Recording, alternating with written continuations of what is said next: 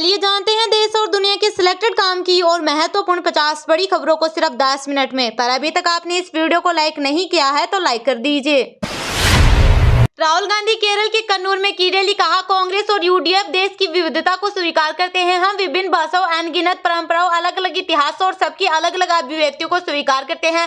भाजपा देश में एक इतिहास, एक राष्ट्र और एक भाषा को थोपना चाहती है। हम आपके इतिहास की रक्षा कर रहे। ईडी का आरोप, केजरीवाल जानबूझकर आम मिठाई खा रहे ताकि ब्लड शुगर बढ़े और जमानत मिले। आतिशी बोली, वे रोज 54 यूनिट इंसुलिन लेते हैं। ईवीएम वीवीपैट वेरिफिकेशन पर 5 घंटे सुनवाई, फैसला सुरक्षित। सुप्रीम कोर्ट ने पूछा, वोटर्स को वोटिंग पर्ची क्यों नहीं दे सकते। इलेक्शन कमीशन बोला, इसका गलत इस्तेमाल होगा। 1500 किलोमीटर रेंज वाली निर्भय क्रूज मिसाइल का सफल परीक्षण। इसमें देश में बना मानिक टर्बोफन इंजन, 300 केजी हथियार ले जाने की क्षमता। ईडी ने शिल्पा शेट्टी का फ्लैट अटैच किया। राज कुंद्रा का बंगला और शेयर भी शामिल। मनी लॉन्ड्रिंग केस में 97 करोड़ की प्रॉपर्टी कुर्क। गडकरी बोले, काम में भेदभाव किया तो मुझे वोट न दे। नागपुर की जनता को परिवार बताए। 101% जीत का दावा, एक दिन बाद है चुनाव। महिला पहलवानों की यौन उत्पीड़न का मामला, सांसद ब्रजभूषण बोले, घटना के वक्त दिल्ली में नहीं था। आरोपों की जांच और 26 अप्रैल तक फैसला सुरक्षित। वीवीपैट की 100% पर्चियों की मिलान की मांग वाली याचिका पर सुप्रीम कोर्ट का फैसला सुरक्षित। सलमान खान फायरिंग केस में एक और संदिग्ध पकड़ा गया। गोलियां चलाने वाले शूटरों के संपर्क में रहा। अनमोल बिश्नोई से ले रहा था निर्देश।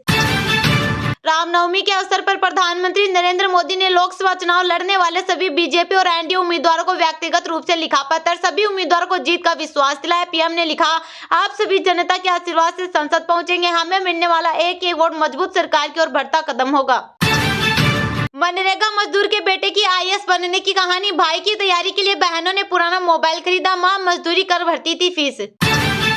बच्चों को भगवा कपड़े पहनकर आने से रोका। तेलंगाना के मिशनरी स्कूल के प्रिंसिपल पर केस दर्ज। भीड़ ने स्कूल में तोड़फोड़ की। शंभू बॉर्डर पर किसानों ने रेलवे ट्रक जाम किया। बैरिकेडिंग तोड़ी। पुलिस से धक्का मुक्की। सौरन पंधेर बोले, धरना जारी रहेगा। ईरान के कब्जे वाले जहाज से भारत लौटी महिला क्रू। अभी भी 16 भारतीय शिप पर मौजूद। जयशंकर बोले, मोदी की गारंटी सभी जगह काम करती। Vote for Modi, vote for nation के लक्ष्य लेकर राजलक्ष्मी ने बुलेट पर तय किया 21,000 किलोमीटर का सफर। पहले चरण के प्रचार का थम गया शोर। वोटिंग के लिए इलेक्शन कमीशन पूरी तरह से तैयार। एमपी में 6 सीटों पर होगा मतदान। गूगल ने इजरायल के खिलाफ प्रदर्शन में शामिल 28 कर्मचारियों को निकाला। इंफोसिस का मुनाफा 30% बढ़ा। आपके साथ समन्वय के लिए कांग्रेस बनाएगी कमेटी। अरविंदर लवली ने किया बड़ा दावा। कांग्रेस में सोशल मीडिया के प्रदेश कोऑर्डिनेटर ने सुबह ज्वाइन की। भाजपा शाम को लौट आए कांग्रेस में। मध्य प्रदेश में 6 सीटों पर शुक्रवार को मतदान। 1.13 करोड़ मतदाता करेंगे 91 प्रत्याशी के भाग्य का फैसला।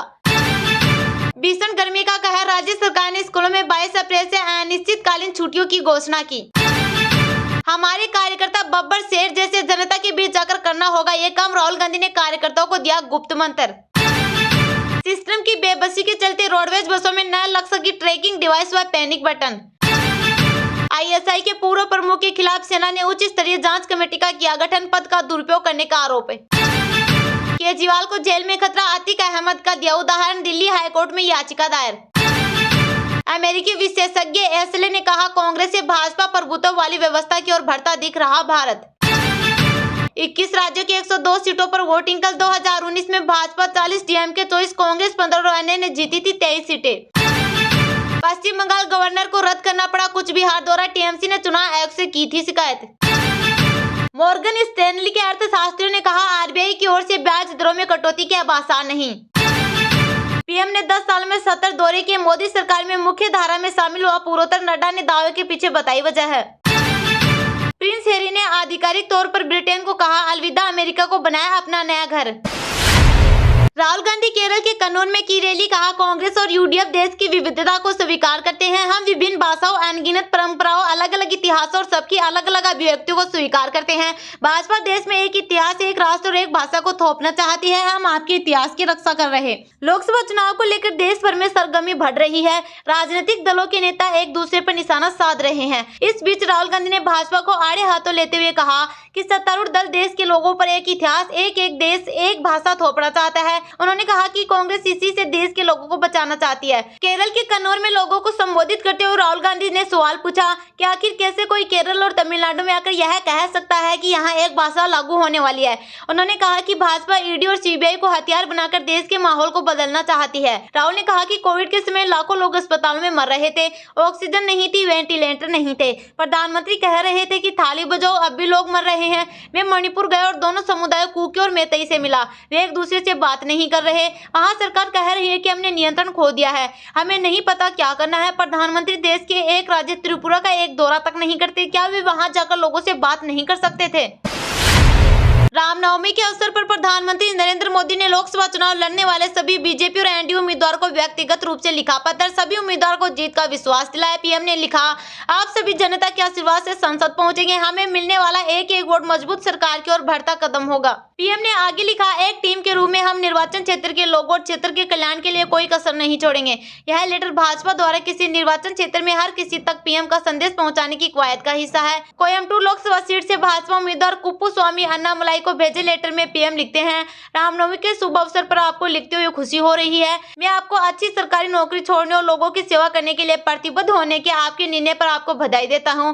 आप तमिलनाडु में भाजपा की जमीनी स्तर पर उपस्थिति को मजबूत करते रहे हैं। आपने कानून परिवर्तन, शासन और युवा सशक्तिकरण सहित महत्वपूर्ण मुद्दों पर जोर देने में वास्तव में महत्वपूर्ण भूमिका निभाई है। जनता के आशीर्वाद से मुझे विश्वास है कि आप संसद तक पहुंचेंगे। आप जैसे टीम के सदस्य मेरे लिए बहुत बड़ी संपत्ति हैं। पीएम ने आगे लिखा, इस लेटर के माध्यम से मैं आपके निर्वाचन क्षेत्र के लोगों को बताना चाहता हूं कि यह कोई सामान्य चुनाव नहीं है। लोग कांग्रेस के 5 से 6 दशकों के शासन में जिन कठिनाइयों से गुजरे हैं उन्हें याद होगा।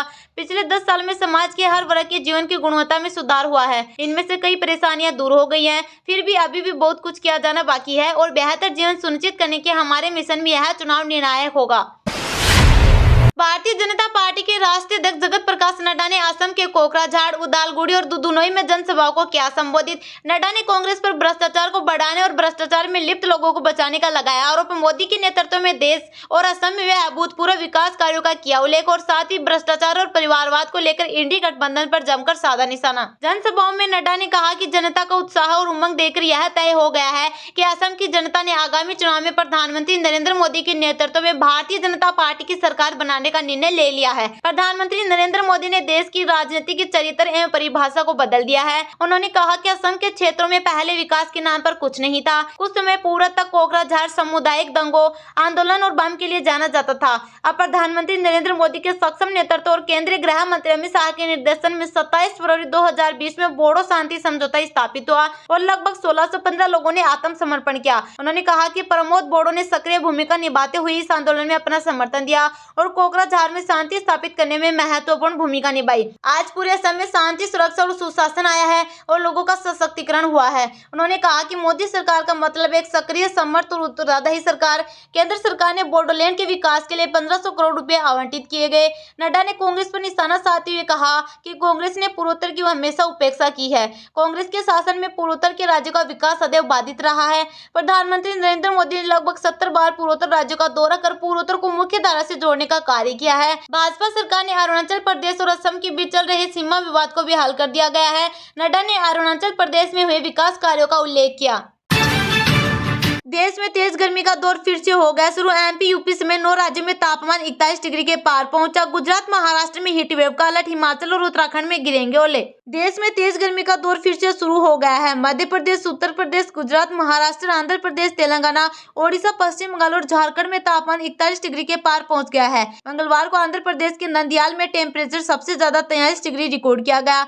मौसम विभाग ने बताया कि आज गुजरात, महाराष्ट्र, गोवा, आंध्र प्रदेश, ओडिशा, पश्चिम बंगाल और तेलंगाना के कई जिलों में हीट वेव चलेगी। इससे इन राज्यों में तापमान में और भी बढ़ोतरी होने का अनुमान है। देश के उत्तरी राज्यों हरियाणा, पंजाब, जम्मू कश्मीर, हिमाचल प्रदेश में फिलहाल तापमान 40 डिग्री से नीचे बना हुआ है। हिमाचल प्रदेश और उत्तराखंड में कल ओले, बारिश और आंधी का अलर्ट है। इन राज्यों में कल तापमान में और गिरावट दर्ज हो सकती है। इसके अलावा नॉर्थ ईस्ट के राज्यों में भी गर्मी से राहत बनी रहेगी। अरुणाचल प्रदेश, असम और मेघालय में आज तेज बारिश का अनुमान है। वहीं सिक्किम में धूल भरी आंधी चलने का अलर्ट जारी किया गया है।